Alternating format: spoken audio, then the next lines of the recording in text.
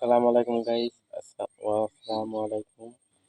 আপনারা জানেন হাশরের ময়দানে কঠিন বিচারের দিনে আমাদের প্রিয় নবী হযরত মুহাম্মদ সাল্লাল্লাহু আলাইহি সাল্লাম সেই হাশরের ময়দানে কাঁদবে।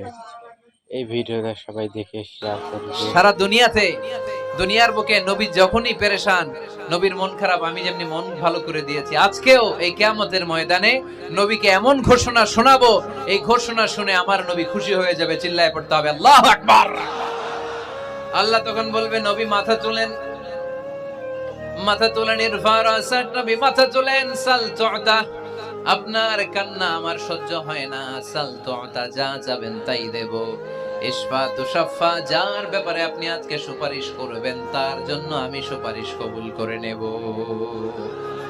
বলে সাউফা ইউতিকা রাব্বুকা ফাতারদা, নবী এমন এমন জিনিস আপনারে দেব আপনি খুশি হবেন। তারপরও নবী খুশি